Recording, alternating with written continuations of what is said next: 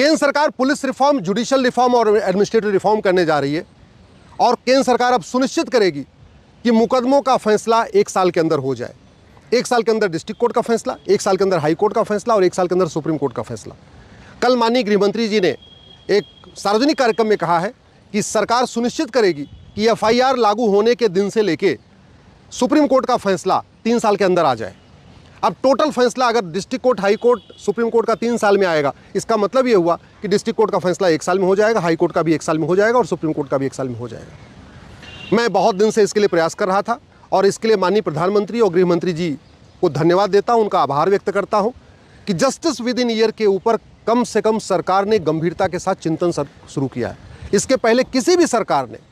केंद्र सरकार ने और न किसी राज्य सरकार ने जस्टिस विद इन ईयर के बारे में सोचा था। ये पहली बार वर्तमान सरकार, माननीय प्रधानमंत्री जी और माननीय गृहमंत्री जी जस्टिस विद इन ईयर के ऊपर सोच रहे हैं और जस्टिस विद इन ईयर को लागू करने के लिए बहुत सारे कदम भी उठा रहे। 1860 वाला इंडियन पिनल कोड बदला जा चुका है, 1872 का जो एविडेंस एक्ट था वो भी बदला जा चुका है, CRPC भी बदली जा चुकी है, लेकिन इसके अलावा अभी और भी कई काम करना पड़ेगा। जस्टिस विद इन ईयर लागू करने के लिए सबसे ज़रूरी है भारत में यूनिफॉर्म पुलिस कोड हो, 1 नेशन 1 पुलिस कोड हो। 1861 का पुलिस एक्ट बदला जाए, पूरे देश के लिए एक नया पुलिस एक्ट बनाया जाए और पुलिस चार्टर लागू किया जाए।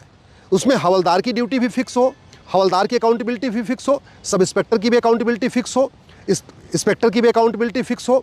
कलेक्टर कप्तान की भी अकाउंटेबिलिटी फिक्स हो, डिप्टी SP की भी अकाउंटेबिलिटी फिक्स हो, तब जाके justice with in year effectively धरातल पे आ पाएगा। दूसरा, पुलिस रिफॉर्म के बाद दूसरा काम करना पड़ेगा, 1 नेशन 1 पिनल कोड बनाना पड़ेगा। अभी हमारे पास 50 कानूनों का मकड़ जाल है, इतने कानून है,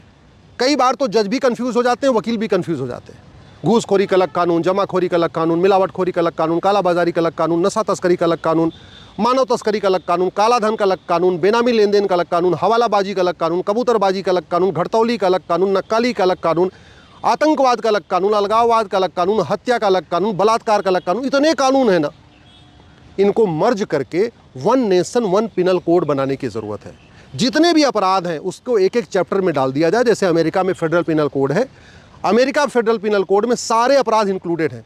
इवन साइबर फ्रॉड हो या नेवी के खिलाफ कोई अपराध हो, चाहे वो देशद्रोह का मामला हो, चाहे आतंकवाद का हो, चाहे अलगाववाद हो, कुछ भी हो, फाइनेंशियल फ्रॉड हो, पॉलिटिकल फ्रॉड हो, चीटिंग, कुछ भी हो, सब उसी एक ही कानून में है, उसका नाम है फेडरल पिनल कोड।